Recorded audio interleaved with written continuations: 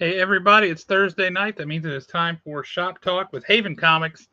I'm Josh Olive with the aforementioned Haven Comics, and we've got a fun show in store for you tonight, so stick around after this awesome intro video.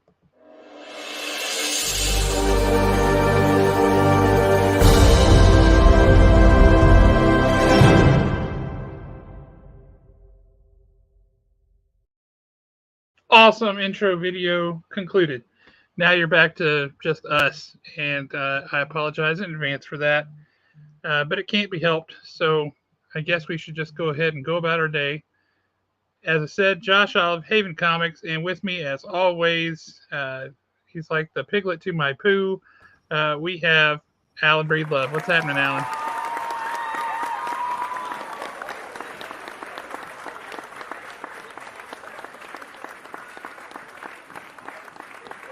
So, before we get started, I did want to talk about something right quick. I guess we could kind of call this some house cleaning.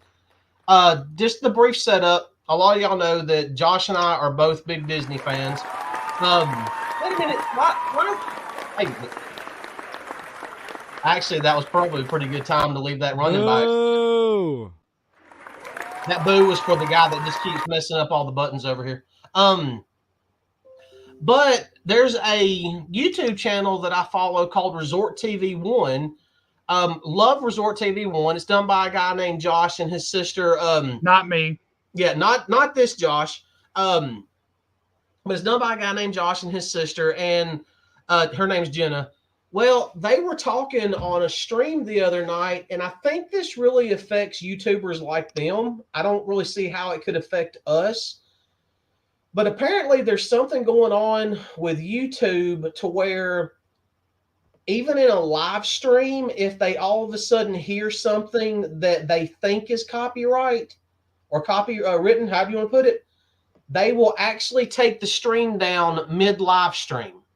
The screen will go black from what they were saying. So if something like, because, every once in a while, Josh and I'll play like a video or, like, especially when we do those little commercials that they've done for comics. If we're ever live and all of a sudden the screen just goes blank, just holler at us and just tell us that, the feed's dead. And then we can just restart the show. But I know that supposedly YouTube is working on that. I just want to kind of say, hey, if this, I seriously doubt it'll happen to us. But if it does, that's what's going on. We should still be able to see the chat. Just put in there that the stream stopped, and we'll stop and start all over. Not from the very beginning, but we'll start all over. That's right. That's bizarre and weird. Most unfortunate. So, Alan. Yes, sir. We were going to talk comics last week, and then we were going to talk the expo. But we ended up just talking expo, so we didn't get to talk comics. And it's been a minute since we've gotten to talk through comics, because before that we didn't have a show because it was the expo. So I kind of feel like we are way behind on talking comics. We are way behind on talking comics. I did got the trusty Storefolio with me.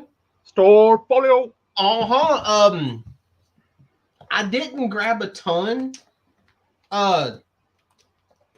Simply because I really didn't know what to grab at the time. And then plus I've got like a lot of reading to get caught up on once again. I did grab a few though that are relatively new, and that one, I don't know, we're just going to talk about this one. And then the other three, and then I've got, actually these are pickups from the expo. So, and they were nice. They were still in the Storefolio, so I figured, why not? I'll just bring them anyway. Why not? But right off the, actually, yeah, we'll go ahead and talk about this one. I don't know what to think about this one. You know what? Just want to say, hey, Nick, you're going to want to tell your wife to come on the show here in 20, 30 minutes, thereabouts, because we're going to talk about something that will be of interest to her. But we'll get started with, this is Mad Cave Studios. I think this one come out last week, or maybe week before last. It was When the Blood Dries, issue number 1. Yeah, I haven't had a chance to read that yet. I would like to know what you think about it, because even reading it, I'm not really sure exactly what's going on.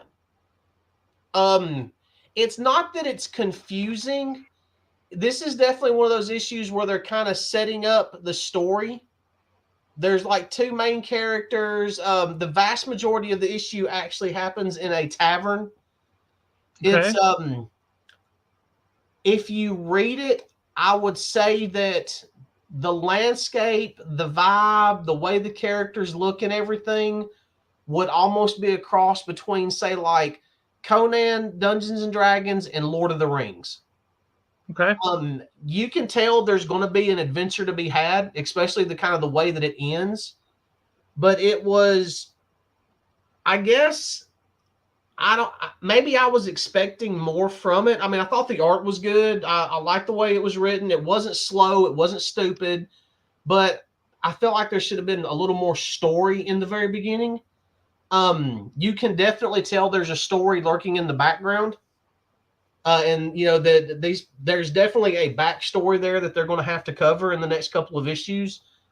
But I guess my problem is reading stuff like this after reading The Hunger in the Dusk.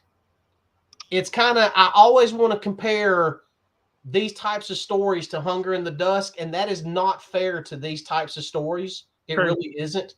But I mean, it's for it to be in number one. The art was pretty good. I enjoyed the art. I just kind of needed a little more to it, and I think that more will definitely be coming in issues 2 and 3. You needed to get to the big hook, and that hasn't happened yet. Yeah, and the way that it ended was more like a little hook. It wasn't a big hook. Okay. But there was enough to the ending of it to make me say, okay, yeah, I need to check out issue number 2 to see exactly what they're talking about. Fair enough. Because it does make a reference, and I was kind of in a rush when I was reading that, but it does kind of make a reference about, I don't know if the main character or the person they were saluting with a drink is considered one of the biggest adventurers of all time. So Okay. it's almost like someone is fixing to hire an adventurer is basically what it comes down to. Interesting. Yeah, I mean, like I said, good art. The art looks stunning. I'll give it that. Yeah, there is a story there. I just wish there'd have been a little more meat in this issue. Got it. But that's a personal preference. Somebody else could read it and absolutely fall in love with it. I mean, I think it's going to be it's definitely going to be one of those dealer's choice type deals. Got it. The next one I know is the thorn in your side. Dang it. But I had to do it anyway because I enjoyed issue 3 and I enjoyed this. I'm reading it. Do what? I'm reading it. Issue number 4 of Cobra Commander. Now, you have to admit, this issue right here absolutely proved that Nemesis Enforcer is an absolute monster. Well, of course he is. He's not human. I mean, just the way he handles the dreadnoughts. I mean, the way he did everything. I liked that. I have my own theory on this. And I love the fact that before I get to my theory, I love the fact that this Cobra Commander does feel a little bit different, especially after issue 3 version of Cobra Commander. Let's put it like that. Because, and here comes the spoiler, anybody that's reading it that has not read it, but I think this came out a couple of weeks ago. Nemesis Enforcer is not taking him back to Cobra Law. The Nemesis Enforcer's ultimate mission was to execute Cobra Commander when Cobra Commander had completed his mission. I love the fact that even in unsurmountable odds, in sure defeat, Cobra Commander was not backing down. Right. I mean, he was standing. I mean, even though he was on his knees and he was about to die, he was still standing his ground and trying to fight there till the very end, which, it served him well because he ended up getting away. I do like the way they tied Destro in at the end of it. Mm-hmm. And how all that. I like the dreadnoughts tie to Destro.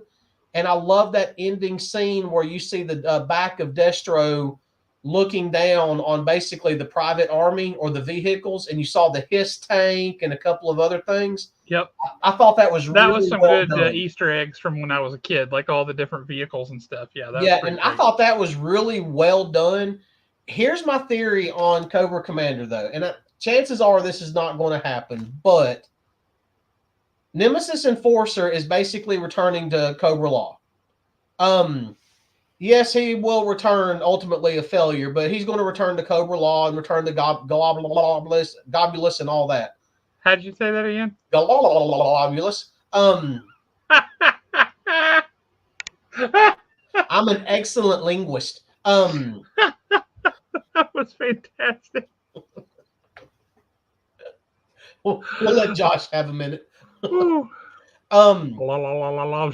Gobulus. Fabulous. What they need to do now is they need to let the Cobra Law storyline die. Let these For the love of all things holy. I mean, just let these 4 issues be. Hey, this is our nod to the past. We're over that now. We've put that to bed. We are now moving on with Cobra. You know, we are Cobra Commander. The Dreadnoughts are going to. I think it was Buzzer is who he was kind of pseudo torturing. They're going to get him to Destro. They'll take care of all that. Now let Cobra come to its full glory, and we just let the Cobra Law stuff die. We had our nod. It's over with. I really don't think that's the case, but I don't think it's the case. That would be the best case scenario. Yeah, I think so. I think it really would be the best case scenario. But yeah, I mean, I agree with you 100%. I wasn't really a fan of the first issue, but it's Cobra Commander, so I had to read it. I wasn't that big on the second issue. I loved the third issue. The third issue did have a lot going for it, and the thing I really liked about the third issue was it showed Cobra Commander being smart and how he can manipulate people. Yep. With just the very limited information that he had, he was manipulating everybody that came into that room. He's chained up, but he's still winning. Yeah, and that was impressive. That's the kind of thing you want to see in a Cobra Commander. So I did appreciate that. I also did like the creepy smiley face they drew on his mask with his blood, and how that just got super creepy by the end. I thought it was great. Yeah, I love the end of it when you could not see what Nemesis Enforcer was doing to them, but it was almost like the panels, it's almost like they were filming a movie. It just kept getting closer and closer to that creepy blood smile on Cobra Commander's face. And by the end of it, when it had the close up, it was just full blown creep factor at that point. Yeah, it really was. It was well executed. Yeah, and then to be a follow up to that issue, I enjoyed issue 4. I'll give you that. I mean, I really did enjoy it. The further they get away from Cobra Law, the better I like it. To me, if I was going to do it, Cobra Law would not be mentioned for a very long time. And there would eventually be a war between Cobra and Cobra Law, and I would allow Cobra to win it, and then we completely put Cobra Law to rest, period. Just your lips to God's ears. I know. Or to Josh Williamson's ears. Either way. Really. Next up,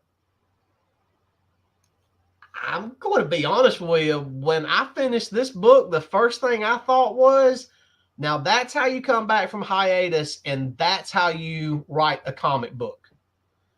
And that is Nottingham issue number 11. Yes. This was absolutely brilliant from beginning to end. The letter that he's writing, we have the return of the sheriff of Nottingham. Who would have ever thought that they were setting the sheriff of Nottingham up to be the hero that saves Nottingham? Right. I thought that was a brilliant twist, but literally this first page is all you needed to really and truly read to understand this was going to be a great comic book. Yep. And this entire scene right here, if they put this out as a poster, I would have this in a heartbeat. I mean, we've got Richard the Lionheart, then we've got Robin, but Robin is actually wearing what looks like a Templar crest. I mean, it was just, like I said, I finished this, and the first thing I thought was, that's how you write a comic book. This was brilliant. If you're not reading, Nottingham is great. We've got extra copies of Volume 1 on the shelf at the store, and Volume 2 is coming soon. Do yourself a favor. If you have not read it, read it. So good. If you missed it, I would definitely grab the trades of it to get caught up quicker. I think you would be hard pressed trying to go to find single issues. Just grab the trades. To me, and I know this is going to sound bad, and I do understand, I get it. Sometimes I do come across a little fanboyish on some things. I know that's a shocker to some people, but reading those trades, which would probably be what, 2, maybe 3 trades at this point. There's 2. There's Volume 1, Volume 2, and then there's going to be a third one. Reading those trades and just blowing through them over the course of a weekend would be completely and totally worth it just to read issue 11 alone. I mean, just to read issue 11. Did you pick me anything up, Nick? I mean, if you didn't get me anything, was there really a point in even telling me you were there? Right. Did he bring us hot dogs? Really? I mean, you think you could drop a bag of Doritos and a Snickers bar or something? I mean, by bag of Doritos, you mean like the 72-pound mega bag? Oh, God, yeah. I mean, that's the only way to go. Special question for you now that you brought it up, and since we're going to be talking some Disney stuff later in the show, are you aware of the fact, sir, that Doritos were invented at Disneyland? Yes, I was. Isn't that wonderful? Doesn't it make you happy? Weren't they actually invented by a janitor, or was that Cheetos? It wasn't a janitor, not Doritos anyway. They found themselves throwing away tortillas at the end of the night, the crunchy corn tortillas, and it was just a big, tremendous waste of money. And a guy came through who was doing a study on stuff, and he's like, well, that seems like a waste. Surely we can do something with it. He says, why don't we coat them in cheese and sell them the next day? And they were like, okay. So they broke them up into little things, covered them with a cheese flavor spice mix, and boom, Doritos were born. They became really popular to the point people started ordering those. And Doritos is a play on the Spanish word for gold, which is ora, and so it's little gold nuggets is really what it's supposed to be. But yeah. Yeah, I knew they were invented. Rancho del Zocalo. I knew they were invented at Disney, but I didn't know the actual backstory on it. Because, like I said, I thought one of them, either Doritos or Cheetos, was actually invented by a janitor or somebody. That's probably Cheetos. That makes all the sense in the world if you think about it. Yeah, and I mean, Cheetos are so addictive. Ridiculously addictive. It doesn't matter if you buy a small bag or a 25-pound bag. You eat one, you're eating the whole bag. And then you're doing this. Yep. But in all seriousness, no. We have a comic book contender of the year in this one issue right here. That strongly, okay. I felt that strongly about it. Like I said, between the letter, the way they brought back the Sheriff of Nottingham, the twist. Yeah, the twist. Richard the Lionheart and Robin Hood are only in that one panel, but they are felt throughout the entire book. I mean, they are the way this is written, and especially the way that it's drawn. Even the drawings feel like they're being oppressed. It's just weird the way that it's done, but you literally feel King Richard and Robin bringing the army to Nottingham, and you feel them just kind of slowly closing in on them. Now, Um, this may be strange, it may be a dumb question, but it's a legit question. Why in the world? Why in the world have we not brought on the creators of Nottingham on this show? we need to get in touch with them. We do. I will see. I'll see if I can track them down on Twitter. Because I mean, honestly, the ones that I've gotten in the past, that's how I've gotten in touch with them was on Twitter, just sending them a DM. I'm excited. Here in a few weeks, we're going to have a guest on the show who, that big batch of comics that I got for $1, and how I, Yeah, oh, Nick, as far as I know, you haven't had any more omnibuses come in lately. but Nick, there is a GI Joe compendium coming in October that we've seen the pictures of it, and it's gorgeous. It's going to look amazing on your shelf. It will, and it will be there. Anyway, an artist who did the art for one of those original books that was in that bag of comics I got in the grocery sack at the yard sale when I was 8. She is going to be coming on this show Oh, here nice. in a few weeks, and I'm very excited for that. And if you're any kind of a Star Wars fan, you're definitely going to want to be on that show because I'm sure she will have some amazing Star Wars stories to share. Yes, Christine, the bit that you're going to be interested in Is going to will come very coming up soon. shortly. Yeah. And actually the last new book that I have is, and we haven't mentioned them a lot here lately because there's just the way we've been talking about books and everything, and how little we've actually been able to talk individual books. They haven't gone away. In fact, they're still just as strong as ever. And they're once again proving it with issue number 2, and that's AWA Little Black Book. Oh yeah. Did you have you read this? Not yet. Not yet. I read the first one, but I haven't read the second issue yet. Ah.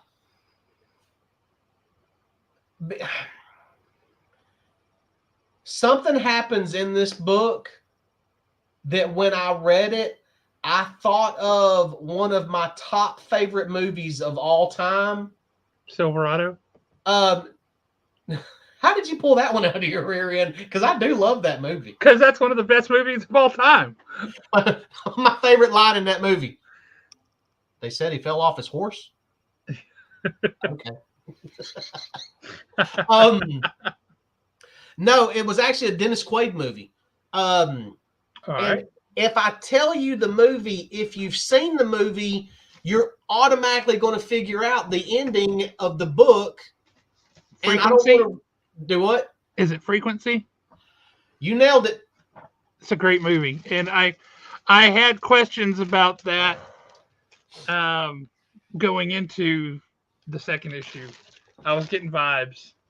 Yeah, it was a very good issue. Basically, what's going on is it's some type of like meat packing plant, and the guy is going over the basically the books, and you realize that they're kind of they're dirty. I mean, that's all there is to it. I mean, they're like mafia style, everything else, and they realize that accounts are starting to be charged again. And what would happen is the guy's dad, his little black book, whenever he needed to do something for the people that he worked for, he would call the phone number, they would take care of it, but then they would charge, basically, for lack of a better way to put it, let's just say the mafia family. Well, okay, sure. In the first issue, and there was never any questions asked. In the very first issue, his son uses the book, doesn't know what it is, calls a number, they show up, they take care of it, they charge the mafia family. The mafia family is like, in this issue, they're like, hey, wait a minute, somebody's got his book and they're out there using it. We got to put a stop to this now. So they send out a couple of people, and they do end up tracking him down, and by the end of it, you're like, okay, The way they take out this one guy, absolutely awful. Okay. I mean, it is bad. I mean, and it's not like graphic or anything like that. The way they do it, I thought was kind of ingenious. They basically take this one guy, they put him in the trunk of the car. They keep asking him questions. He's in the trunk of his own car. And just before they walk away, they light the trunk of the car on fire. Like you do. And they're just kind of standing in the background. And one of them's like, hey, don't these things ever explode? And he's like, yeah, every once in a while. And then it explodes. So, I mean, to me, that would just be awful, being trapped like that and knowing what's fixing to happen. All right. I'm going to pop into this yeah, for a minute. Since you said that's your last yeah, this book. was my last one. Others were just pickups. But once again, AWA's hitting a home run. I know somebody had several people have made a comment about, well, only thing AWA does is horror books. Not true. That is not true on any level. They do horror books. They have plenty of horror titles. Quite honestly, they have the best horror lineup of anybody going in the past, say, 10 years. That amazing horror lineup, but they do so much more than horror. And this is one of those books that's not horror. It's nowhere. It's not like Red Zone. You know, yep. Red Zone was just great all the way around. It's not horror. American Ronin maybe could be considered borderline. I don't think so. Well, just the whole thing about getting into their head and the dreams and everything. I mean, it's horror in the same way that Minority Report is horror. Well, yeah, good point. But Little Black Book is not horror on any level, and it's just a good, fun read, especially the ending. All right, give me the Disney. Fight Girls wasn't horror either. Do what? Fight Girls wasn't horror either. You know, I actually never read that one. Oh, you should. It's really interesting. There was another, because we had, I know that Sins of the Salton Sea, some people might consider that horror, but I didn't consider that one horror. No, I didn't think so either. That there was no more horror to that than there was to, I don't know, Lethal Weapon. Well, no, I'm thinking more along the lines of the Cthulhu type creature. Well, that bit, yeah. Yeah, and then the way that it ended. I did love the way that ended, though. Shut up, Nick. He knows what he just texted me. But to me, Sins of the Salton Sea is more Lovecraftian. I'll agree with that. Thank you, Nick. The leg is feeling some better. Still do not let your backyard attack you. Strongly do not recommend that. I'm going to tell all my nieces and nephews it was a chupacabra. Here's a book that, you know how I preach, read the comics, don't just buy them for the covers? Mm-hmm. Oh, crap. Well, sorry. This is where I am a complete hypocrite. I couldn't care less about this book. I have no interest in this book. But because I think Nick Marinkovich is one heck of an artist, I had to buy this cover. Oh, God, yeah. I got it at home. Dark Souls. I mean, look at that. I mean, maybe I should try and read the comic, but I was really just interested in his art on the cover. So I've read issue 1. I have not read 2 and 3.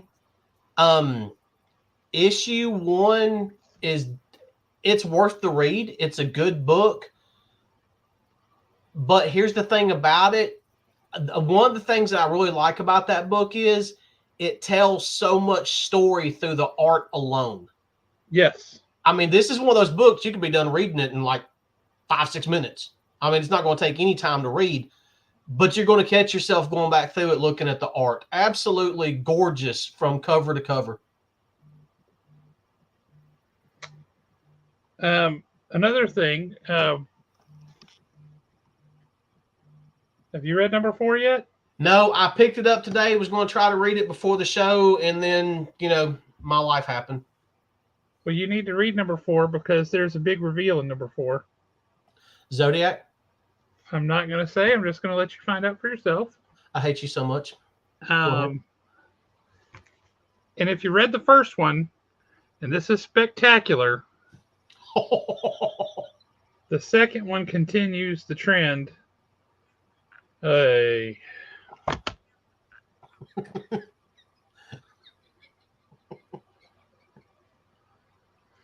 me put it this way.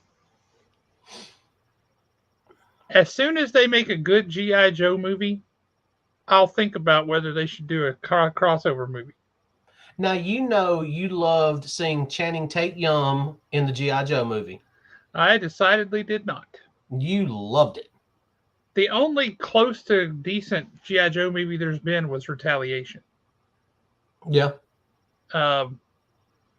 When you've got The Rock as Roadblock and you've got Bruce Willis as General Hawk or Joe Colton, whichever one he was. I think he was Joe Colton.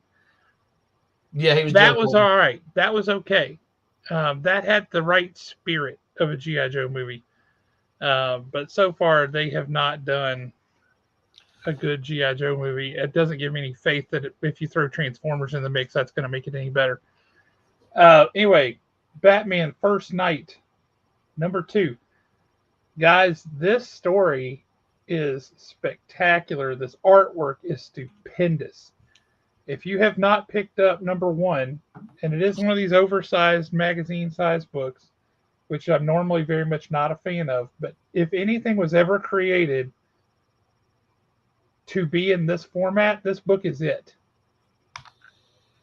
You need to read this book. This book is spectacular. Matt, you are not wrong. And the artwork, if you haven't read the first one, the artwork on the inside is just as pretty. And even the artwork has that 30s, 40s vibe to it. Yeah, his suit looks like it could have been made with materials available in the 30s. Number 1 literally ends the same way that Sin City ended with Marv. It ends with Batman in the electric chair. Yeah. And his suit was not built for that. I don't know the actor's name, and a lot of people are going to have no idea what I'm talking about, but I know you will. There was an old black and white serial that was Batman. Yeah. This Batman reminds me of that. Very much so. Very much so. That's almost like they could go hand in hand, and I really enjoy that. Yeah, no, this has been most excellent. Makes me very, very happy. Other books that, well, that's true, Matt. A lot of books do have great covers, but the interiors are not great. In this case, it's the same artist doing the cover as on the inside, which is what you want. And it is absolutely spectacular. I strongly, strongly recommend it. And Dan Jurgens is writing it. And the language that the people in the book use, it feels very much like something out of the 1930s, the early 40s. It just feels really on point and on target. So the art and the story are really complementary in that way. And it's beautiful, beautiful book, perfectly executed, makes me happy to read it. And then just looking at I will just do studies of the artwork and looking at individual panels on that one for a while because they grab you that hard. Pretty sure that we do still have some copies, number 1, because I reordered a bunch of them. It's really, really good. Strongly recommend. All right, so a couple books that we haven't talked about in a minute. Did you ever decide to start picking up Ultimate Spider-Man? No, I did not. I've got so much that I read that just I got to be honest with you. I really need to sit down at the shop and like go through the pull list and actually note what all I have coming in. because I could very easily drop a couple of comic books and still pay the light bill. You know what I'm saying? Well, I got to tell you, man, Ultimate Spider-Man is so freaking good. It is so good. It has a sense of humor to it that I wasn't quite sure uh, Jonathan Hickman had in him, but it's there, and it's got heart, and it's sweet, and it's it's fantastic. It's just a great book. And watching Peter at the age of 35 going through all the same kind of like learning, like catching bad guys in the act and learning what to do and how to respond to that is really refreshing. There was a scene in the third issue where it's revealed at the end of the second issue that little young Mayday, his daughter, uh, knows that he's dressing up as this Peter, as Spider-Man, and going out. Now, Mary Jane doesn't know it, and their son doesn't know it, but she does. So Mary Jane, okay. I never signed up for it because I was not big on the Ultimate I know. Universe. Yeah, I know. So I was just kind of, I'm not feeling this. I'm telling you, this book is so worth it. It's so good. So anyway, there's a scene in here because the suit that he is given is kind of like his suit from the movie, right? It can do whatever and look whatever, right? So he's trying to figure out what he wants to look like, and he's using Mayday to like help him with that, right? Yeah. So he's changing from costume version to costume version, and some of them are just wacky looking. Some of them are reminiscent of things we've seen before, or things we've seen elsewhere. One of those things is Ben Riley's Scarlet Spider outfit, right? And he's like, "What about this? This looks cool." And she's like, "No, that just makes you look old and not cool." It was fantastic. It was a really sweet little moment between the two of them where they were going through that and doing that. Really, really enjoyed it. The issue where he encounters his first bad guy, and that's the Shocker, is hysterical. It is so funny, um, and kind of heartfelt. It's Peter Parker. It's what Peter Parker should be. And I'm telling you right now, Nick Ellis, if you are not reading Ultimate Spider-Man, then you are not reading the Spider-Man that you have claimed that you have wanted to read. Now, you should be reading it because it's amazing.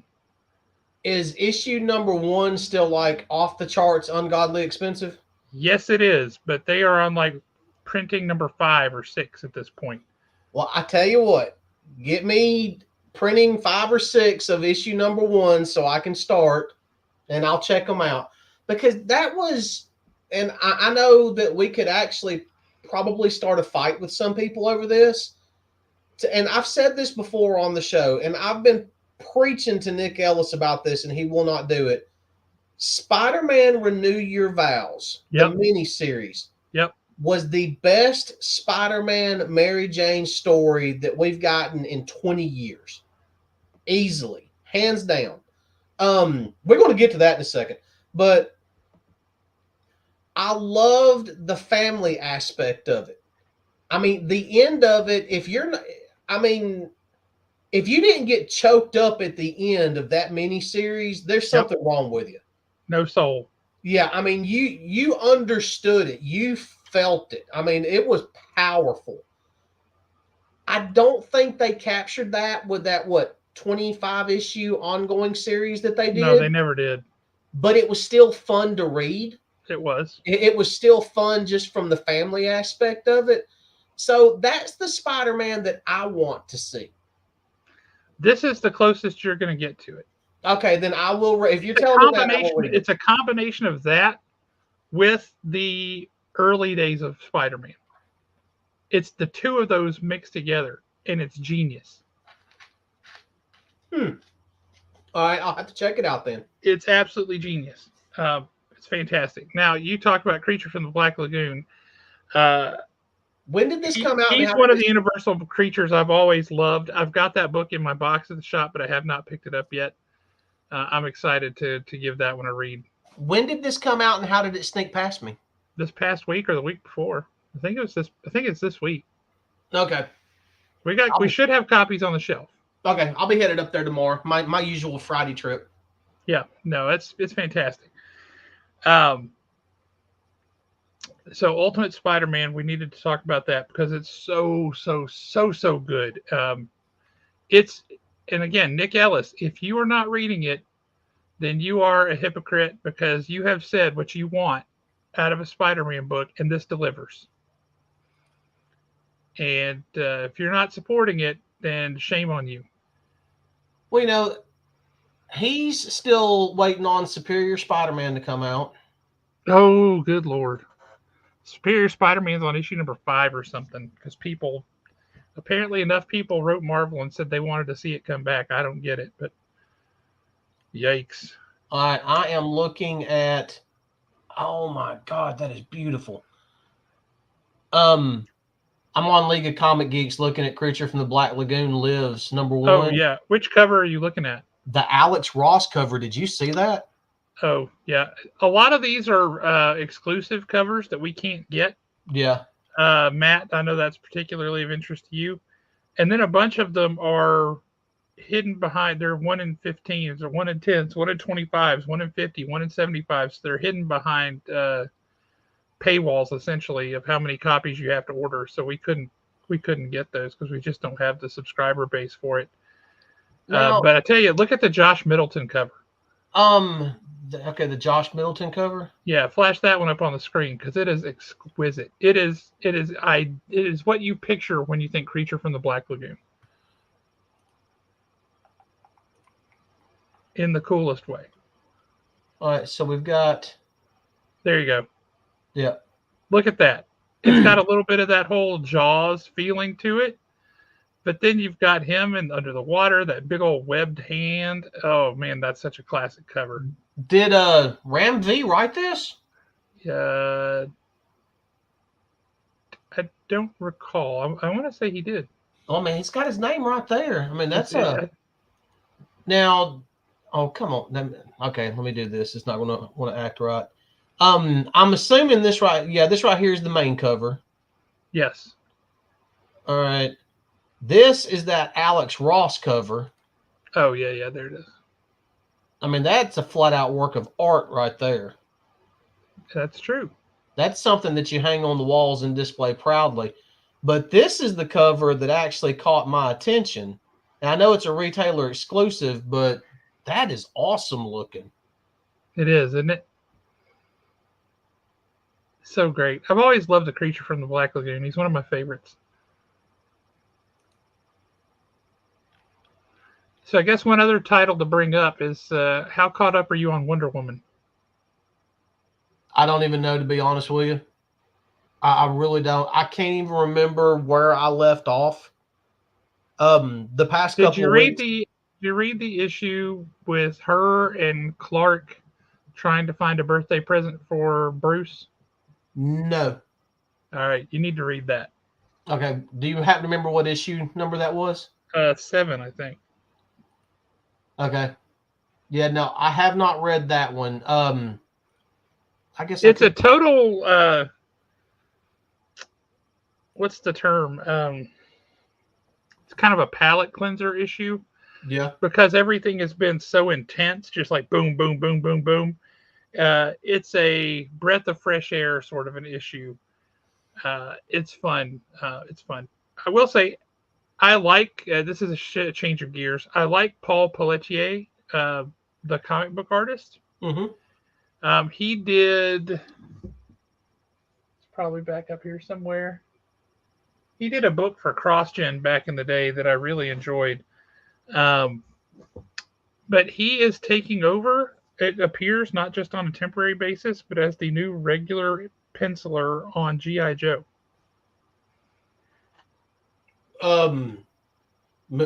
Mooneyham being replaced? It seems that Mooneyham is doing something else. I do I not would agree like with to, this. I like Paul Pelletier's art, but I would like to register a complaint, please. I do not agree with this decision. It angers me that I was not consulted on this decision. I feel like I do need to write my congressman, my senator. This is Starts with unacceptable. number 307.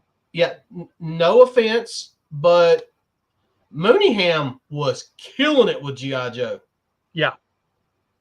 I mean, that's one of those artists that whatever book he's on next, you'll automatically want to go pick the book up just because he's the artist. Yeah. I mean, I have no offense to anybody. I have no desire whatsoever to read Dick Tracy. If Mooneyham drew Dick Tracy, I'd go pick it up. I'm interested in picking up Dick Tracy. I never was a big fan of it growing up, but I've kind of got this whole nostalgia vibe going now for things that like from the 30s and 40s. And I blame that partially on this Batman First Night book. But yeah, I'm going to give Dick Tracy a read. I'm curious to see how it goes.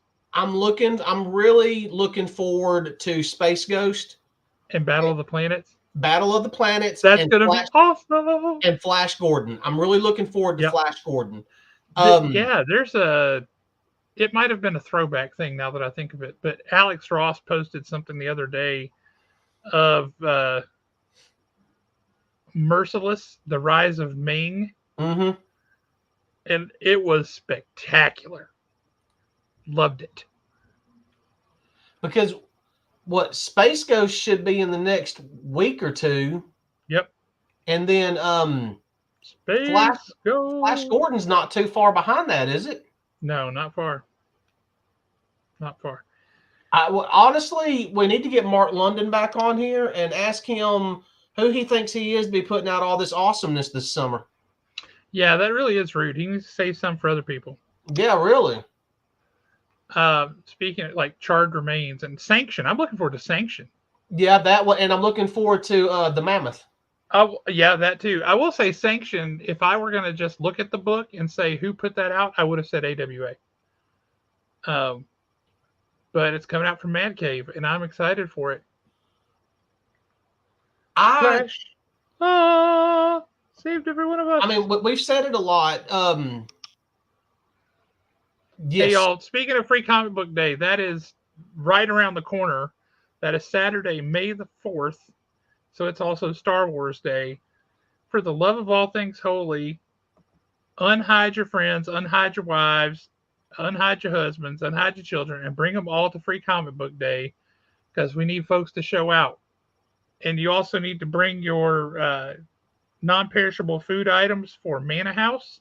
And I guess now's as good a time as any to make this announcement.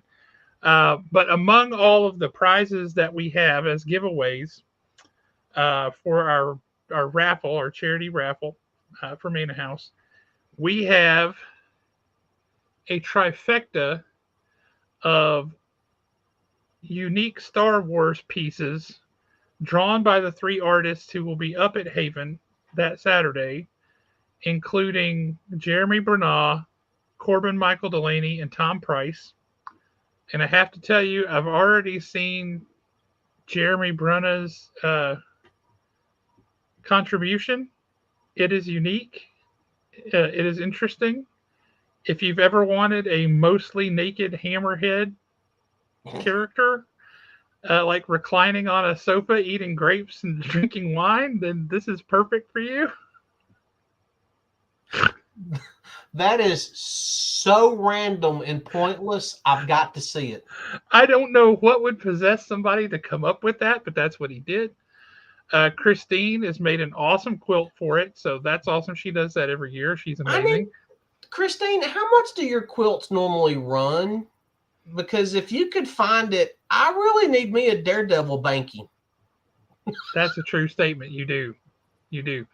Let's see some other gifts or some other prizes we have. We have some autographed comics and various things from a comic artist, Colleen Duran.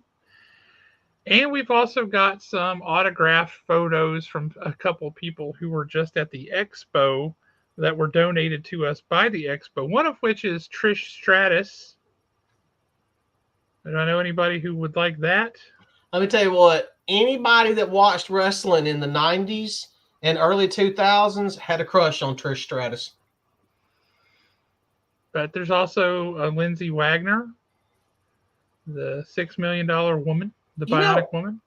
The few times that I was over to make it by that area, Lindsay Wagner, I think there was maybe one time I got over there and there wasn't anybody in her line. It was like a little bit of a lull.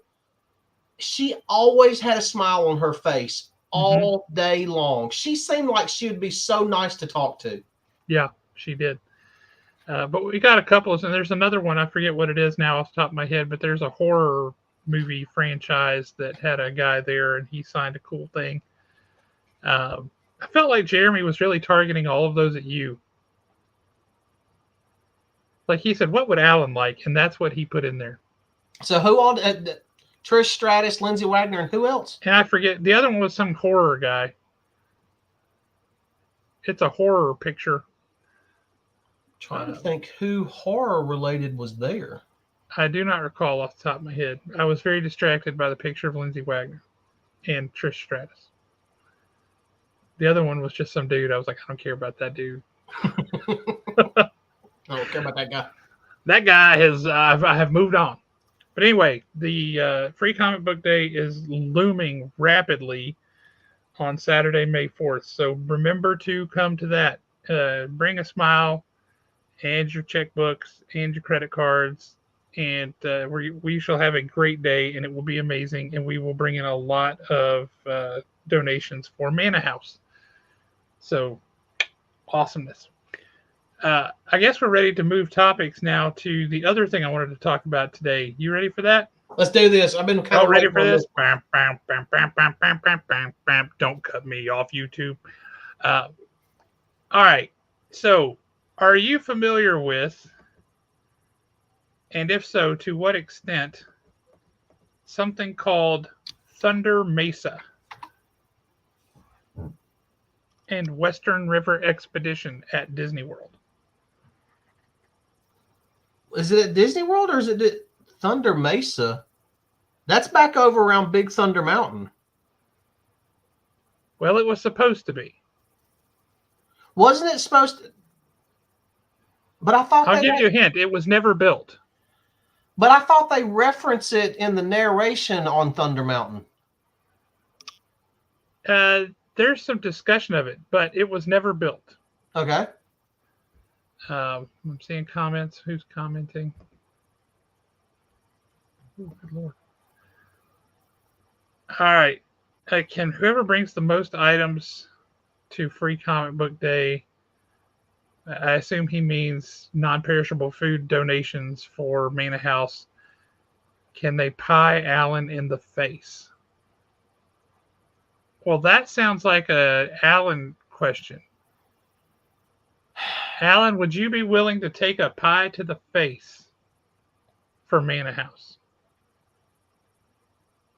I tell you what, whoever brings the most donations. He says with your choice of pie. So if you're a blueberry pie man or a banana cream pie man, whatever, ramen doesn't count. So it has to be a legit pie. It cannot have whipped cream and rocks. It's got to be a pie that's purchased at a store without nuts, because nuts are disgusting. And not banana, because that's the worst smell in the world. But I'll tell you what, Nick, for the person that shows up with the most donations, by what time's the store open? 10 o'clock. By 11 a.m. gets to pie me in the face if they want to. Which that means Nick has to do something that he never does on Free Comic Book Day. Get up early? Get up early, get all of his crap purchased, and get to the store by 11 a.m. He could buy his stuff the day before. But he cannot drop it off the day before. I'm now putting in that rule. Fair enough. Nick, question answered. All right, back to Thunder Mesa at Disney World. Thunder Mesa was originally supposed to be part of Phase 1 at Disney World when the park opened in October of 1971. Um, it was going to sit where Big Thunder Mountain and Splash Mountain both sit today. And it was going to be one ginormous building. Technically, it was going to be 3 buildings, but all joined together. One massive structure that covered that whole area. Mm-hmm. And it was going to look something like this. That would have been so cool. It was supposed to open by 1975-76. And alas, it never did. For a few reasons. One being the oil embargo of the early 70s. The other being people got to Disney World and said, hey, where is Pirates of the Caribbean? And Disney said, what? The Caribbean's just right there. You've got little knockoff places at every beach that's selling pirate crap. We have Pirates of the Caribbean in Disneyland because there ain't no pirates out there. What you people don't have here is cowboys. We were going to build you an awesome cowboy attraction at Disney World. And people said, yeah, okay, cowboys are cool, but where's the pirates? So they ended up throwing together a quick Pirates of the Caribbean attraction, which is about half the length of the one in Disneyland. But Thunder Mesa was going to be stupendous. Now, if you're looking at that and going, that looks like there's an awful lot going on, you're right. That's because this humongous area housed multiple attractions. It included one called the Western River Expedition, which was a boat ride similar to Pirates of the Caribbean, but through the West and all this stuff. There was going to be a roller coaster. There was going to be a log flume ride in addition to the boat ride. And there was going to be a walking trail up to the top. Walking trail and or you could ride donkeys up to the top. And at the top, there was going to be an Indian village. Okay. So massive with a whole lot going on, right? Western River Expedition, here's some of the concept art of some little scenes and things that got published. Now, some of this stuff, like up here on the top left-hand corner, you see the horse, the cowboy and the horse on top of the saloon. Yep. Some of those scenes came to life later over at Epcot in the World of Motion attraction. That was one of them. Didn't they also wasn't that one of the main reasons of having silver on top of the buildings in the Lone Ranger to help reference that? Wasn't it just kind of a nod to it? Yeah, probably was. Because they had every intention of reworking the Big Thunder Mountain Railroad attraction as a Lone Ranger themed attraction, except the movie flopped, so they didn't do it. But yes, that's one of the reasons. But that scene showed up over at World of Motion. Another scene from Western River Expedition showed up over there too, which is where some bandits were holding up a train or a stagecoach.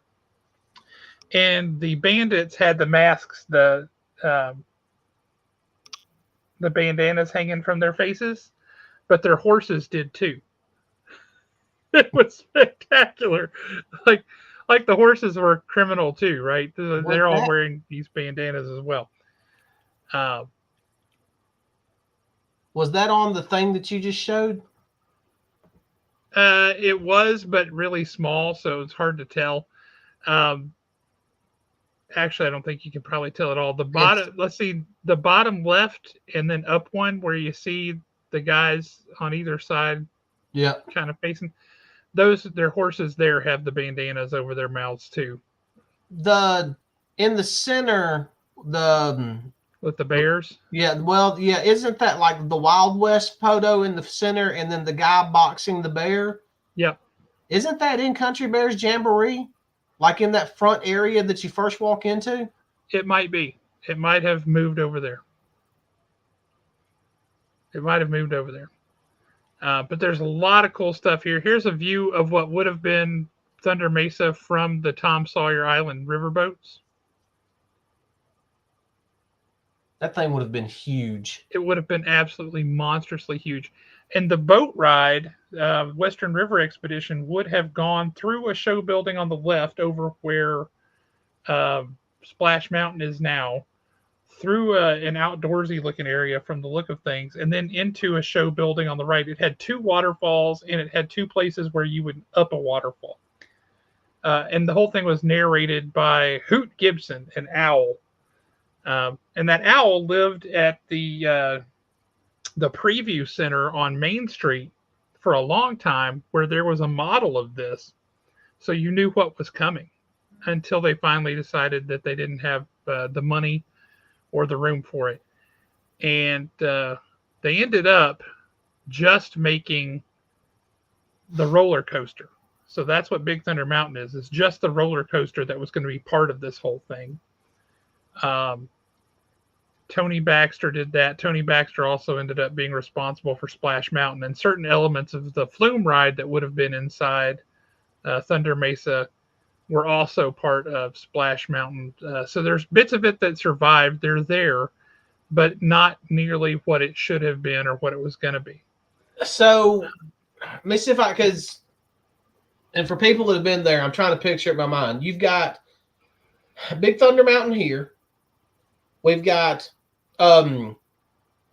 Splash, Tiana's, we'll just call it Tiana's Bayou Adventure now, because that's what it is, Splash Mountain. But it's changing too, yeah. Yeah, we've got that here, and then we've got Pirates of the Caribbean over here.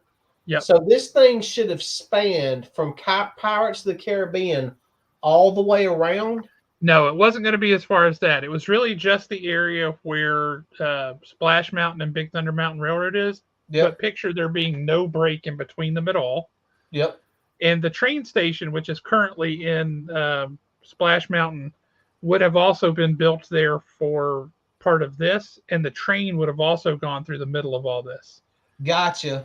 So you got the train, you've got the burro ride up to the top, you've got the Indian Village at the top, you've got the Western River Expedition boat ride, you've got the log flume ride, you've got the roller coaster. What an incredible pavilion this would have been, right? I mean, like mind-numbingly, jaw-droppingly awesome, right?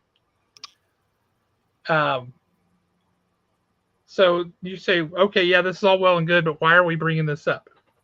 I see this is a legitimate question, right?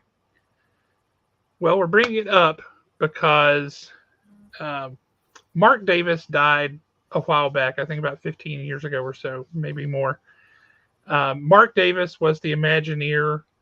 He started off doing animation stuff. He's the guy who designed and drew Tinkerbell, Maleficent, Cruella de Vil, a lot of the creatures in Bambi. He's been in Walt Disney Animation since Snow White. He's one of the 9 old men. When you see that reference to the 9 old men, the animators who really helped make the Disney studio what it was, he's one of the 9 old men.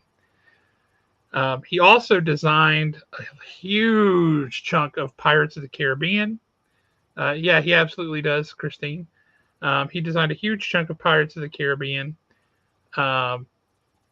He did a lot of scenes in the Haunted Mansion. All of the ones that are kind of the more comedy and less scary are all him. He did Country Bear Jamboree. Out at Disneyland, he did an attraction called America Sings. He worked on projects. There was originally supposed to be a project called Yestermorrow, which was supposed to be an Epcot. And he did a lot of work on that. But he was really renowned for his sense of humor and bringing humor into things. Walt saw the stuff for Country Bear Jamboree. It was the last attraction that Walt saw before he died, and so they call that attraction Walt's Last Laugh. What's happening, Nosh? What up, Hope you're Big having a great Nosh? one, man. Good to see Oh, you. and Nick, let me address this right quick. Yeah. Over in the chat, apparently Nick and Christina are going back and forth over who's going to donate the most. She wants a drawing of a pie by me. That's fine. I think I could draw a pie. Nick says that he donates more than anybody else, but then we get this message right here. Nick, look, brother, I know that you. Why is it not showing up? I know. Where'd it go? I don't know. What are you looking for? There was one particular message. Oh, wait a minute. I think I just clicked up too high. Was this one? No, this one right here. Nick, I know you've lost some weight, but at the end of the day, you're a big girl like me. You didn't have to research pie. You know where to get pie at. You know, if I had to pick a pie, I would get a big old. And if you're going to pick up a pie to smash in his face, pick up one for me to eat because I want me a big old coconut cream pie. See, to me, that's why I miss Gibson's. I loved their coconut cream pie. Lemon icebox pie and blueberry pie. That would actually go really well together. Yep. Yeah, it would. In fact, like Nick, when Nick and I went to the wherever we went, Sand Mountain Con, whatever it was last year, I get over to Nick's house, brave a thunderstorm. I'm getting there. We get in Nick's car. Hey man, I know this place we're going to get donuts. Oh, well, let's go. You know where to get pie and donuts, Nick. Come on. Why are you having to research it all of a sudden? That's true. All right, so back to Mark Davis.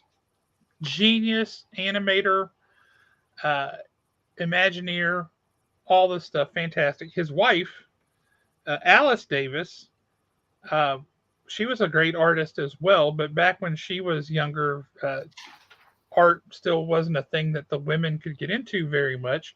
So she moved into costume design and things. She designed all the costumes for all the animatronics in It's a Small World and Pirates of the Caribbean and all kind of other stuff. And she has a window on Main Street as well. She is also a Disney legend. And if you didn't know this, they love to travel. Mark and Alice Davis, they love to travel. They went everywhere. Who? Okay. What company put that out, Nosh? I do not recognize the name, but I'm curious. If Nosh says it's good, I'm going to give it a look. Yeah, I don't recognize it. Okay. Hey, I love nightmares. You do. That's true. I am like gung ho from that one episode of G.I. Joe. There you go. You're the only person that got that, by the way. That's probably true. But anyway, Mark and Alice Davis love to travel, and they were just an adorable couple. And the movie Up, Carl and Ellie, that couple was based on Mark and Alice Davis. So you watch the movie Up, and that will tell you what you need to know there. So again, this brings back the question of why are we talking about this? Why is this important? Well, as I said, Mark Davis died 15 years ago or so, maybe closer to 20 at this point. Well, Alice Davis just died a couple of years ago. Their house was like a ginormous art museum full of stuff that they had done over years and years and years and years and years. Well, a lot of that stuff went on auction a few weeks ago. And I was desperate to get my hands on something. Now, what I got was not anywhere near a finished piece like this, not even close. Nothing like that at all. It was more like quick doodles of a scene that could happen in Western River Expedition. But I own, this dude, a 100% unique piece of Disney history. And it just showed up from Heritage Auctions yesterday. Let's see it. It's way bigger than I expected. Because the images that they had online really did make it look very small. I have not taken it out of this wrapping and stuff yet because I'm going to get it framed. But it's a couple of little like concepts for fleshing out a scene, and then there's just some doodles off on the side. But this is a little bit of concept art. It's not a prop, not a prop. It's a little bit of concept art from, that's right, from a Disney attraction that should have been built, that would have been epic, and it never happened. So I give you these scenes. We better embiggen me here.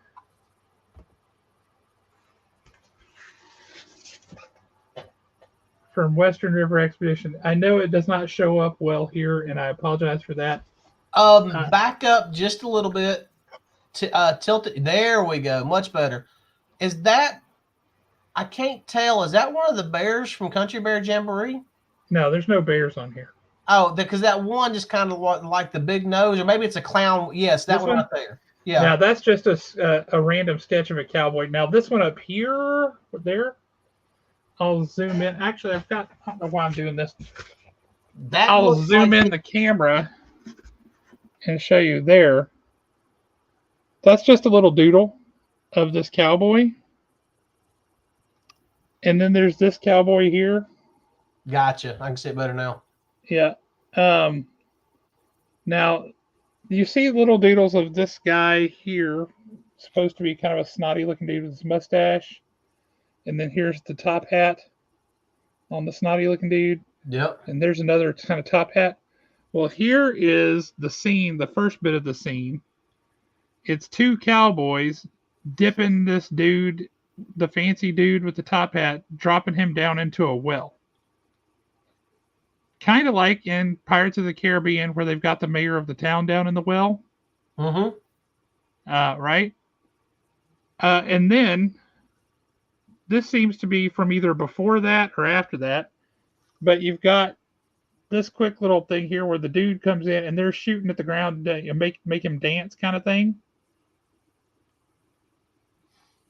So I suspect this is part one of the story. This is part two. Something goes wrong, and here's part three, where they got the guy by the foot, and he's still shooting his guns everywhere as he's being yanked up into the air. But this is a scene that never came to life, never happened, but right here in the middle, Mark Davis. See, I absolutely love that for the simple fact, like, lift it up just a little bit. Now, I'm sorry. So if you look down here at the bottom, you got this one cowboy that's literally pulling the rope. Oh, yeah. And he looks just like a rough sketch. I mean, just like something, just like a doodle. Yep. But if you go to the left where you've got the three, two of them look more finished, like he put a lot more thought into them. Yep. And I think that's the coolest aspect about it. Well, then you get some really raw, sketchy looking stuff down here, like this cowboy on a horse. That horse is like, what the heck? That horse looks like he's about ready to bite somebody. He does. He looks like he's terrified. And then you've got this guy right above him that's just cowboy shooting his guns off into the air. And I'm not even sure what. I mean, this is maybe the arm in the back is how it would be held up because it's an audio animatronic. And I suspect it would be this scene here of the dude who they're making him dance by shooting at him. Yep. Because it's an audio animatronic, his feet wouldn't actually be able to be on the floor. He'd have to be dancing, which, they're not real. So he'd have to held up from the back somehow. And I'm guessing that that's what he's drawing there. Yeah, but like the squiggly lines for his legs are like he's dancing. Yeah, I mean, if you look, That doesn't help. If yeah, you can see that that's his legs moving. But this is a one of a kind, an absolutely one of a kind. There is not another one of these anywhere on the planet. This is Mark Davis original concept art, one of the 9 old men at Disney, signed by him right in the middle. That is awesome.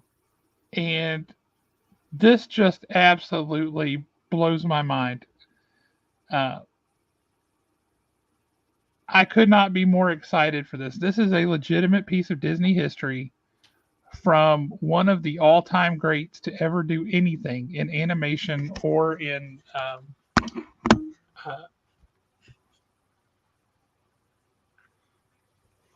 or in theme park imagineering and design.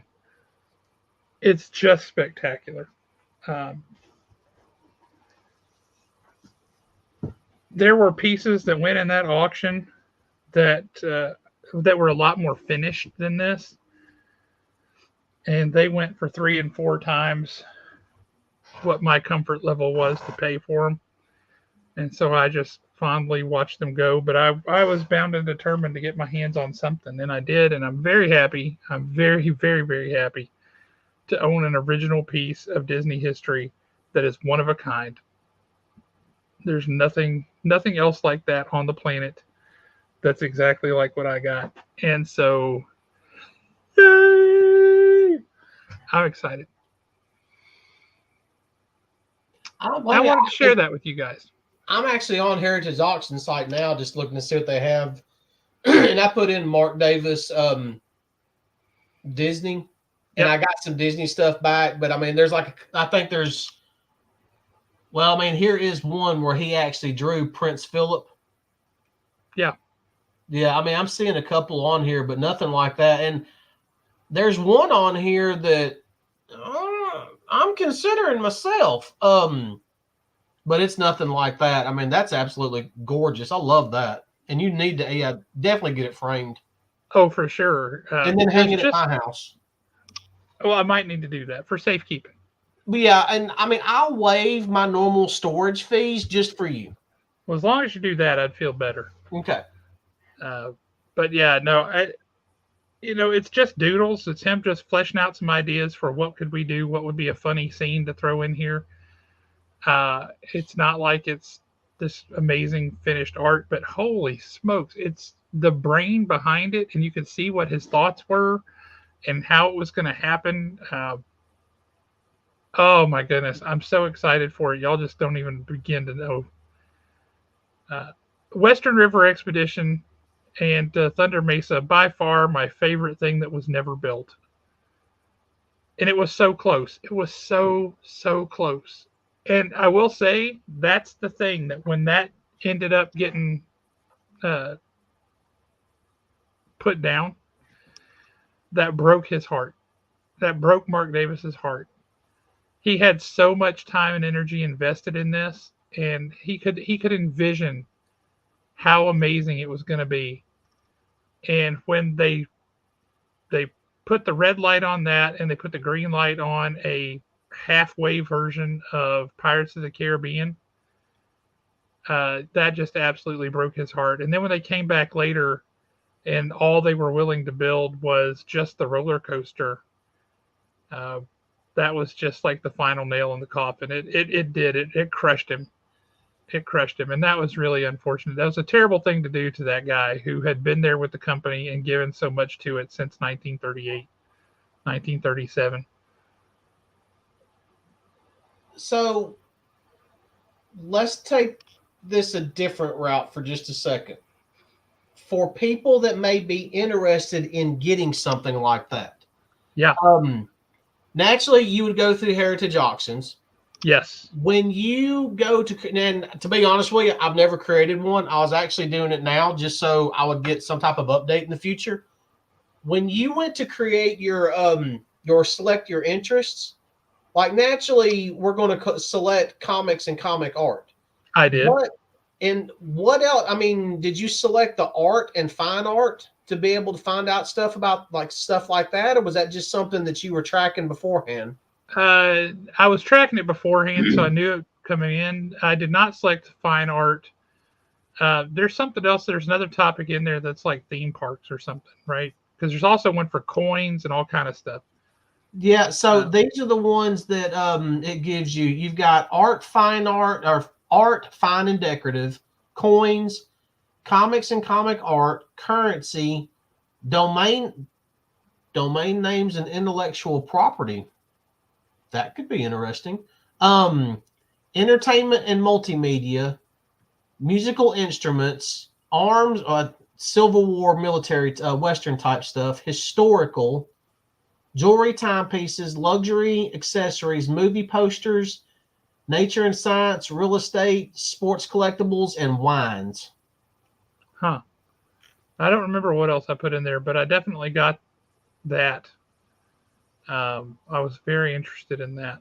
Um, and there were so many. Let me put it this way too. I bid on, to some degree or another, 34 items. I won Wow. one of them. I paid more for it than I wanted to, but uh, I knew I wouldn't regret it. Yeah. Now that's one of those pieces that when you get the opportunity to buy it and you know you can get it, I mean, for somebody that loves that type of stuff as much as you do, you have to jump on I 100% did.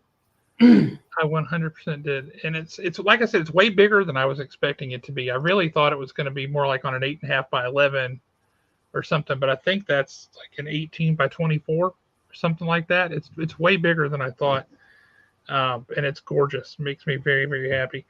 But I need to get it framed, and I'm looking forward to doing that. Uh, but I'm definitely on there. I will say, if you've never bought anything through an auction house, they do have. They're like, the price you pay for the item is not the only price you pay. There's also a buyer's premium. That's any auction you go to. There's some kind of a premium they put on there for the auction house, and it's typically a flat fee until you get to a certain number, and then it's a percentage after that, as long as it meets that certain number. And then there is also some other fee, and then there's shipping and handling. And I will say, from a shipping perspective, this was extremely well packed. A sheet of paper weighed over 5 pounds in shipping.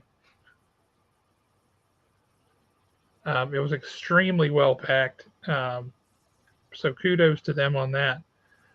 But so yeah, you end up paying a lot of fees and that sort of thing. So just be aware of that. That whatever the price you pay, that's not the price. That's the price of the item, but that's not the price that you actually are responsible for. Uh, so if you do end up bidding on things, bid with that in mind, that there are going to be those fees on top of it. Yeah, I'm mainly creating accounts so I can kind of maybe get notifications on a couple of things. And I mean, it's not like I know that it's heritage. I know that they definitely have a reputation. Yes.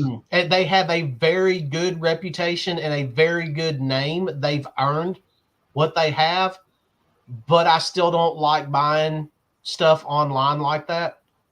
No, I'm with you. I mean, I want to be able to actually look at it. I mean, I don't, I can't even tell you the last time I bought a comic book off eBay.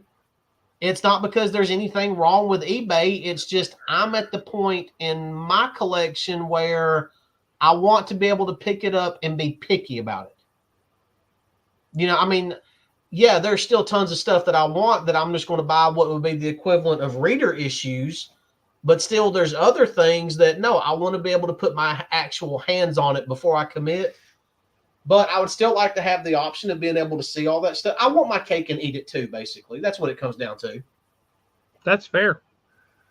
And I'm with you on buying stuff online, like on eBay and whatnot. Half the fun is the hunt, and it's not a hunt if you just put up a sign and somebody brings it to your door.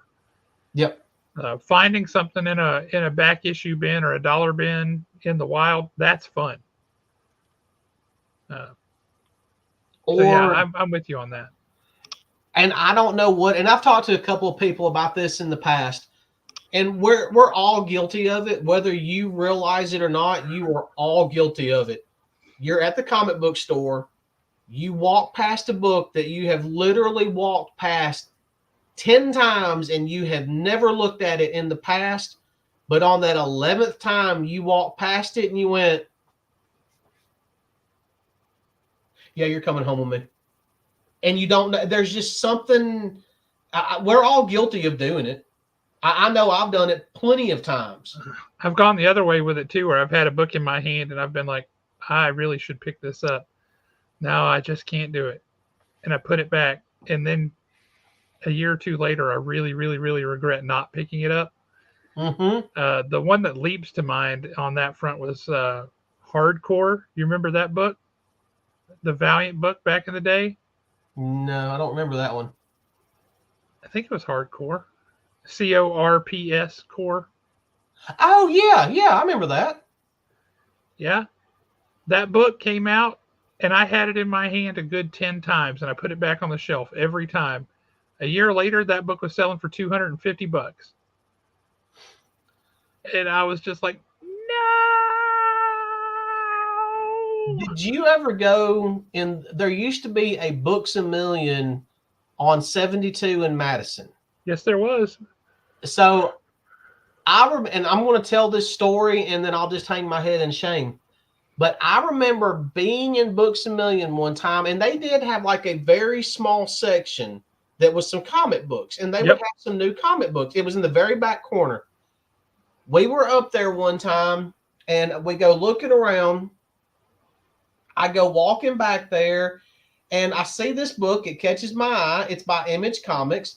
I pick it up. I flip through it. The book is in black and white. I look at it, and I'm like, The Walking Dead. Black, nice try, Image, and put it back. Ouch. Yeah. Ouch. But when you're in that moment, you just don't know. Yep. I mean, it's. I mean, and that's how FOMO was born, right there. Yeah. Let's take this book for example, right here. Yes, it's a great book. I love this issue. Contender of the year, right here. This one issue. People have walked past this book. I know there's still copies of it at the shop, or at least there was when I was in last week. Yep. Tomorrow, this book could be a $3,000 comic book. You never can tell. Why would it be a $3,000 comic book, you might ask? I don't know. Somebody somewhere might realize that Justin Birch put a period when he should have put an exclamation point, and it got somebody all tore up, because that's how this crap works half the time. Half the time, there's no reason for them to go to the prices they go to, but they do anyway. And it'll be some random book that you just walk past. To me, it just happened to be The Walking Dead. With you, it was Hardcore. You know, that's the one thing that I guess kind of gets on my nerves about our passion. That's true. But where I've made my peace with it is, like, I find something I like, something I love, and like G.I. Joe. I can stick with that my whole life. And I don't care whether anybody else thinks it's good. I don't care if it's worth a lot of money or not worth a penny at all. I love it, and it's mine. And as long as it's coming out, I'm going to be getting it. Yep. So I've got a handful of books like that will be mine through thick or thin. I don't care. And I think that's what makes it good, right? You can keep the stuff that means something to you. You can have the ancillary stuff that you kind of take or leave depending on whether it catches your interest. And if it catches fire, great. If not, oh well. But so very good. So very good. Yeah. And then you get the occasional random opportunity to pick up a one-of-a-kind piece of concept art. And you couldn't pry that out of my cold, dead hands. Yeah, and we had some friends of ours that they used to read comic books. They used to enjoy comic books. They always said this thing. They said, collect your way. I remember those guys. Yeah, I hadn't seen them in God knows how long. It's at least been a month of Sundays. But I mean, it was 100% right. I mean, just pick what you want and go with it. I do understand FOMO. I do get it. You know, like right after I heard that Ultimate Spider-Man 1 was pretty much at $50 by the end of the day, I was like, man, I should have got that. But then it's one of those, I've seen it 1,000 times in the past. It's not something that I really wanted to read at the time. So, whatever. I mean, I would be more upset if I don't get The Hunger in the Dusk issue 7 over not getting Ultimate Spider-Man #1. The Hunger in the Dusk issues 1 through 6 trade is coming. So for anybody who's like, what are you even talking about? And you haven't gotten the early issues, the trade is coming. We have ordered it. We will have it at the shop for you. And it is fantastic. It's a very refreshing take on a fantasy genre. And the artwork is a little on the cartoony side, but also not. And it's gorgeous. And it dives deep into things without like being a tutorial on those things, like the different cultures and things like that. Really, really good. Nosh, are you reading? I have to ask, are you reading Feral by Tony Fleeks? That first issue was so good. Yeah, because if you liked Stray Dogs, I think you'll like Feral. Really, really good. Uncanny Valley #1 comes out soon too. I'm excited for that one. Yeah, what Feral 2 is next week, I believe. Isn't that what you just said? No, Sorry, Uncanny Valley #1. The group chat between my wife and my son went off, and I was trying to figure out what they were talking about. Oh, Uncanny Valley #1. I thought I saw where Feral 2 comes out either next week or week after next. That sounds about right. And to be honest with you, after the ending of Feral 1, I hate you all. There was no point in that. You took me to the edge, and then you didn't kick me off the cliff. You kind of just like held on to my belt loop and just let me dangle there. And I did not like that a bit. I have to have issue 2.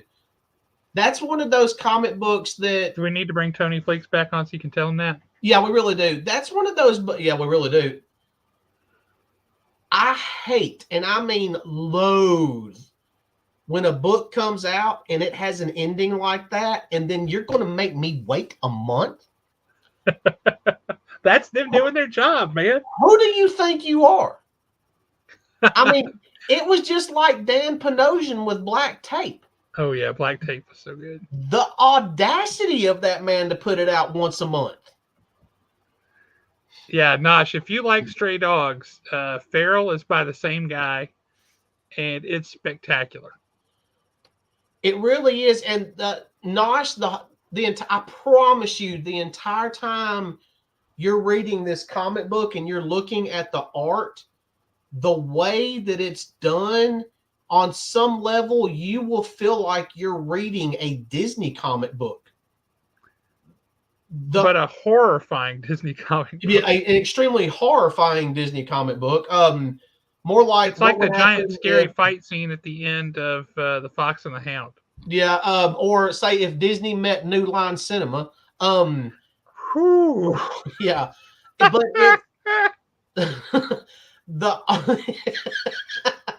that's a reference that none of you youngins is going to get. Yeah. But the art is beautiful. It really is.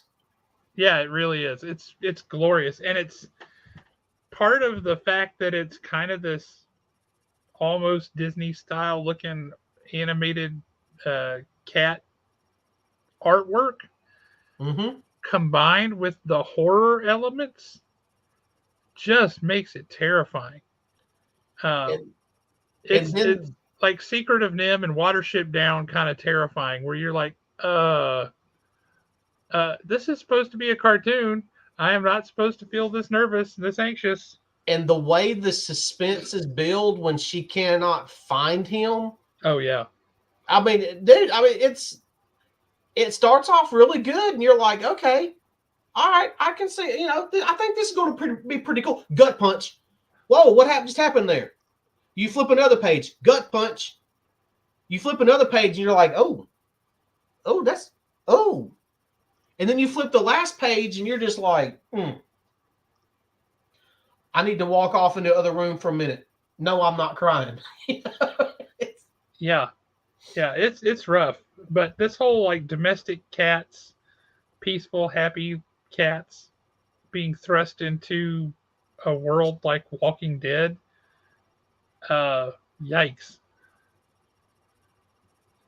It's something. Yeah, I probably enjoyed that. I know that I enjoyed that one more than I probably should have. And I enjoyed it more than I thought I would. Yeah, that's fair. That's fair. Uh, like I said, though, Uncanny Valley #1's coming out soon, and I am very excited for that. We ordered very heavy on that book because I think it's got a lot of potential, and I really hope that people pick it up. I know of at least 3 people that I think needs a copy of it, all because it's going to be one of those books that they can share with their kids. Yeah. And I think Nick, Tots, and Brad. Well, there has also been a hint of a reveal for that book. Yep. And I will not lie, one of the reasons that I've ordered as heavy as I have is because they have a special promotion for it. That if a retailer orders 20 copies each of issues 1 through 5, uh, they get a unique cover for #6 that has the reveal on it. Okay. And I'm going to have that. You're going to have that to sell at the shop, or you're going to have that for your personal collection? Yes. Inquiring minds want to know. Yes. Okay. I hate you so much sometimes. I'm never just suffice to say, everybody's going to need to pick up Uncanny Valley #1 and #2 and #3 and #4 and #5. All joking aside, based on what I read on it and based on what I've seen so far, it's going to be different and it's going to be fun. It should be fun. It should be poignant. I suspect, kind of like in Feral and in Stray Dogs, Tony Fleeks is going to be able to hit you right in the gut and right in the feels with some things there. But all the different art styles for all the different animated characters, like they're each from their own universes, right? You got the video game characters, you've got the Disney characters, you've got the Warner Brothers characters, all those different art styles all coming together. I think it's just going to be a hoot and a half to read. I'm really looking forward to it. Yeah. Which just absolutely disgusts me because I got to go back to my comments earlier. I need to go through my pull list. Back at you, brother. Oh, goodness. So what else you want to talk about tonight? Because all my excitement was really tied up in this concept art that I'm still just like, I want to do. I know how Gollum felt now because I just want to keep pulling it out of the packaging and stare at it for a while and then put it back and then there was crap, that's not what I want. There was something. Let me scan this right quick and was it next week? No, Feral 2 come out yesterday. It could have been yesterday. That could be. Awesome. I'll be in tears this weekend. I'm just going to be honest with y'all. I mean, it's going to happen. I know it's going to happen. But there was something else that I had noticed on League of Comic Geeks that I wanted to. Hey, is there anybody else looking forward to this? To what? I can't remember what it was now. Or was it because for those of y'all that aren't signed up on League of Comic Geeks, like if you, or for those of you that are and you just haven't made it this far yet, if you go to next week, that's what I was going to talk about. Next week, you actually have on League of Comic Geeks, they have all of the free comic book day comics mixed in also. So for next week's releases, you can see, if you have not already looked, you can see everything that is going to be on there.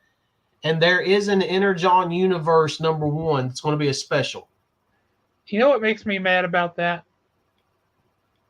And I know you're going, why in the world would you be mad about that? And I'm going to tell you what makes me mad about that. Tell me. Y'all ready for this? They are, after Free Comic Book Day, they are packaging up all of the Energon Universe contents of that Free Comic Book Day one shot. Yeah. All the exact same stuff, slapping other covers on it, and then selling copies of it. Why? Because those covers are awesome, Alan. Well, they have a G.I. Joe cover, and they've got a Transformers cover, and they have a Void Rivals cover, and the G.I. Joe cover is really cool, and I had to order some. Okay, hang on. I didn't know there was multiple covers to it because all League of Comic Geeks shows it's not next week. It's later. Oh, it's later. Gotcha. Okay. It's like in a month. Gotcha. The same exact contents from that book are being packaged with new covers specific to the different universes and sold. All right, I'm with you now. And I'm going to buy a copy of something I just got for free because I want the cover. And again, that makes me a huge hypocrite. So they have pulled a Marvel Comics with Spider-Man. And yeah, pretty much. Yep. Yeah. Okay. I mean, it's acceptable. It has to be done. Wait until you see the G.I. Joe covers. We do have Blood Hunt coming next week. Yes. I haven't been excited for a big summer tentpole event crossover kind of thing from any comic book company in as long as I can remember. I certainly did not care for Beast World. But I am cautiously optimistic about Blood Hunt, and I'll tell you 2 words as to why that is. Red Band. Oh, sorry. Nope. Jed MacKay. Yeah. I am looking forward to see what he can do. I trust Jed MacKay. I'm looking forward to it. I'm really hoping, and I know I'm trying not to read anything about Blood Hunt. Same.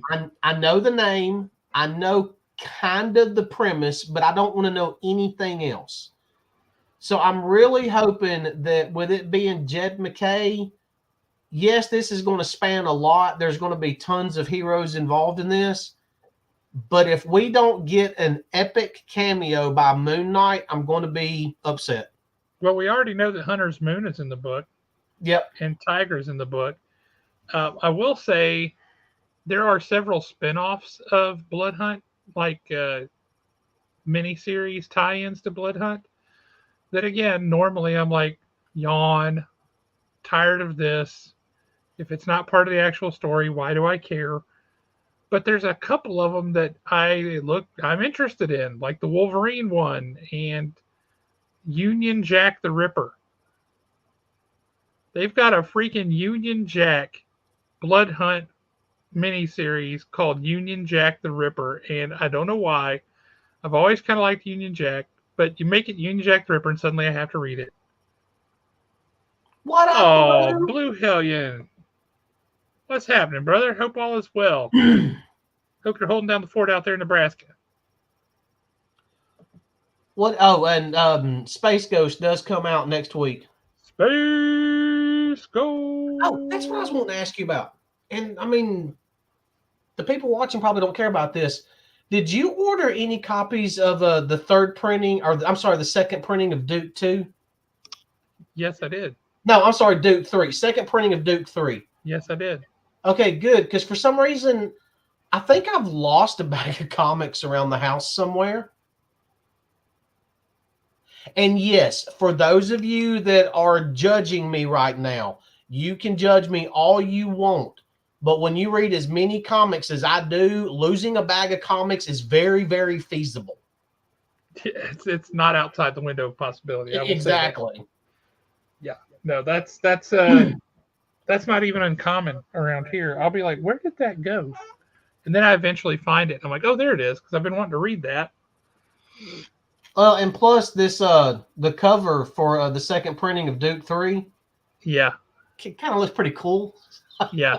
Yeah, it's pretty sweet. And I would never buy a comic book for the cover. Right? That's hypocritical. Yeah, it's just like them people that said they like that magazine because of the articles.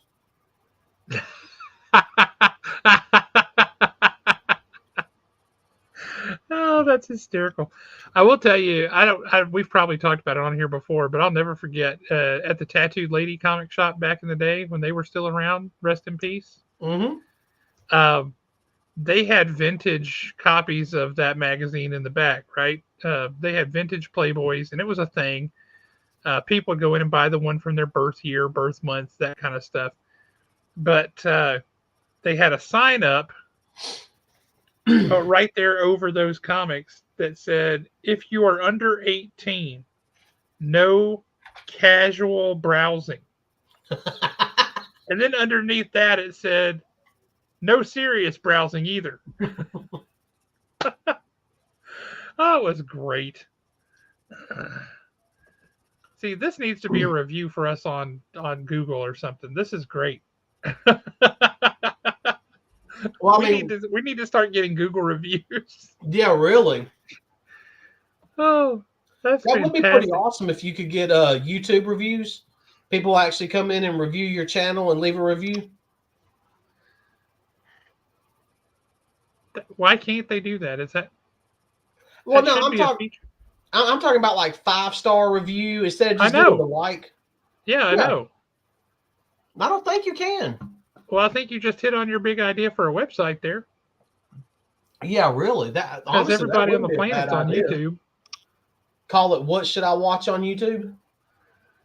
You know, it's not a bad idea. I was telling, so you'll understand this, but where I work, I've got several computers in front of me all day long. I would think. And only one of those computers reaches the internet. Yep. So in order to pass the time, I'm one of those types. I've got to have noise. I've got to have some. I got to have something going on. I'll pop on my headphones and I'll just start YouTube, and just whatever pops up. I just let it play. Especially when I really get into something that I'm working on, it's just the noise. I'm not paying attention per se. It's just the noise of somebody talking. Well, yeah, I need to have music or something like that to occupy whatever part of my brain that is trying to find something else to do. Yep. Because then I can focus on the task at hand, and I need that. It drives my wife nuts because she needs like dead quiet so she can read her book or what have you. Well, the weird thing about it is, and some of y'all will laugh at me, and I do like that. I will literally sit there and I will let ghost videos play. I've got certain channels that I like, and every once in a while I'll be able to kind of glance over and I'll be like, oh yeah, that's fake. But today I'm literally sitting there and I'm not paying attention to what's going on. I've just got somebody talking. I had been letting ghost videos play, and I hear this Asian man all of a sudden say, they decorated it wrong. The feng shui was completely and totally off. And I went, that shit, what are they talking about feng shui and ghost videos? So I turned back to my internet computer. I don't know what it got on this decorating video, but he breaks down the proper way to align your bedroom based on windows and doors and where your feet should be. Yeah. But he said something that had me laughing so hard, my ribs were hurting. Because at this point, I didn't become invested. I'm like, did I do my bedroom wrong? He goes, And another thing that these white people did that was completely and totally wrong, you don't ever have a chair in your bedroom because that invites the ghost in to sit down and watch you sleep. Get rid of it.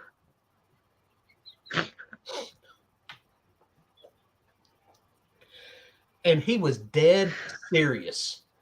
He was not joking around. I mean, if ghosts are going to be there, it seems like they should be comfortable. Yeah, he's like, They what do you should have a want place to to sit down. I'd much rather have a ghost sitting there than standing over there watching me. Yeah, he's like, they just going to come in, take a break, sit down, and watch you sleep for a while? No, you need no chairs in the bedroom. It's got to go. Back at you, man. You are way the heck out there. Yes, you are.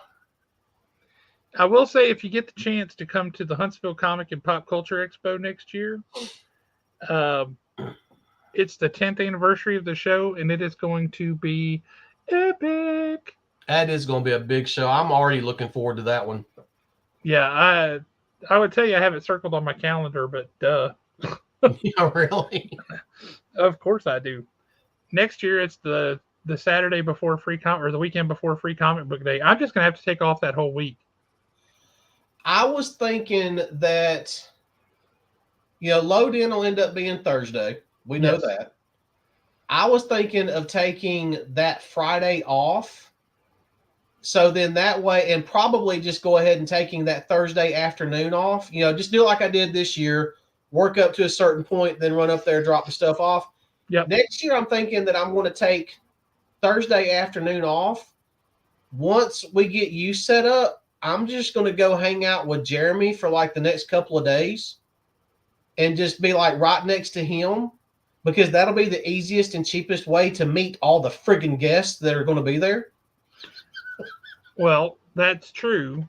That's true. If you want to be up at 4 o'clock in the morning to take Mark Paul Gosselaar to the airport, dude, there's always plans to mess with Dustin. So this year at the expo, we did a little and got Dustin and Justin Birth both addicted to Disney Lorcana cards. it was amazing to watch that spiral down. It was so fast. They opened one pack, and then he's like, then it was just like, it's like when you taste like just one chocolate covered cherry, and the next thing you know, you cleaned out the whole box and that other box and that other box. Because I mean, Justin opened that one pack and then he was done. What got me was Lily was like, she's telling my wife about it. My 13-year-old daughter goes, Mama, he literally opened 3 packs. He did not get the one that we want. And the next thing that we know, he's just opening one after another and just buying every single one of them. And then Justin just walks off and buys an entire case from somewhere. From the guy next door to us. Yeah, it was just that fast. And then that picture that he sent today. Oh my Lord, that was a lot of boxes. And that was all that Floodborne stuff that he said he didn't want. We had tons of that. He didn't buy any of that. He should have. Oh, really? But yeah, that was hysterical. Yeah, Josh has gotten Dustin addicted, so he might have to lay off of him for a little while. I personally will never lay off of Nick. I mean, that's just not going to happen. No, that can't happen. He'd get a big head, and you got to keep Nick in check. Supposedly, fingers crossed. Yeah, that's pretty much what it was. Pretty much exactly what it was. He opened that pack, and then he jumped into the next 2, and then it was just boom, boom, boom. And they had bought upwards of 30 packs, all in the space of, 15, 20 minutes? Yeah, that was probably about it, because after he got finished opening everything, he then stood there in front of the booth and was like putting them in stacks. And he was going through he was like inspecting every single one of them. It was the greatest thing ever. Now, I will say that night, Justin did turn around and sell one of those cards for $100 on eBay. Yep. So in actuality, it ended up costing him very little. for that day. But now he's got that needle in his arm, and it's a matter of time. Was that Justin or Dustin that sent that picture today? That was Dustin today. Ooh. Uh-huh. Ooh. Uh-huh. Yeah. Yeah, he was he got hit with the crack cocaine pretty hard. And for all the YouTube monitors who are watching, that is a euphemism for addiction to a Disney card game. I do that every once in a while. I'll say something, then I'll all of a sudden stop and go, for clarification for the FBI agent that's listening to us right now. I do that a lot. Exactly. You have to. Uh-huh. Because Big Brother is watching. Well, Yep. all right, man. I think we are about ready to wrap up, unless you got anything here at the end that you just want to talk about. Nottingham, Nottingham does whatever a Nottingham can. Where's that? Is that? Oh, yeah. I'm telling y'all right now, on April 25th, 2024, when Josh and I do our recap of the year, our favorite books of the year, do not be shocked if you see me pull this one out again. Fair enough. Even before everything else that has not come out yet, I'm telling you, it's going to be hard to beat this issue. That's spectacular. That is awesome. Well, everybody, really appreciate y'all coming and hanging out with us. If you're watching later, we appreciate the heck out of that too. Thank you very much. Leave us thumbs up. Go create a website where you can review and leave positive and negative reviews for YouTube channels, unless Nick or Alan's actually going to do that. And we will catch you guys next time.